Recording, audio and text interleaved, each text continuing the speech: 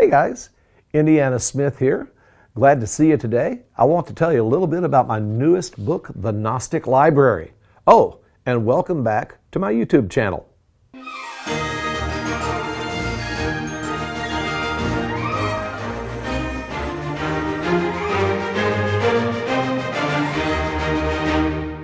This is my latest work. It is the final volume in a series of adventures about a group of archaeologists I call the Capri Team. I'm telling you, this is a fantastic story, and I can't wait to share it with you. It is a biblical archaeology thriller that is set in the desert sands of Egypt.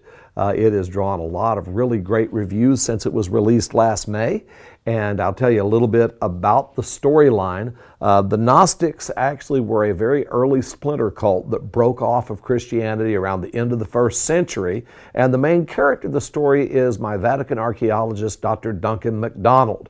If you read the Testimonium or Matthew's autograph, you'll be familiar with him already. But anyway, he's called to a site in Egypt where a library of Gnostic manuscripts has been discovered. The story is set around 2016, shortly after the Arab Spring and the fall of the Morsi government, as Father MacDonald and a British archaeologist named Dr. Catherine Fiesel are working on the site. They wind up being kidnapped by a band of jihadists that are lurking out in the desert, and it is a marvelous story of adventure, archaeology, romance, and terrorism. There is hostage drama. There are unique artifacts, a lot of cool setting. I had the opportunity, my brother lived in Egypt for 10 years, so talking with him, I got an idea of the place, and just a fascinating storyline that ranges from literally here in North Texas. Greenville gets a little nod of the head, so does the town of Hugo up in Oklahoma, where some of my main characters live. It ranges from there to Spain to Egypt.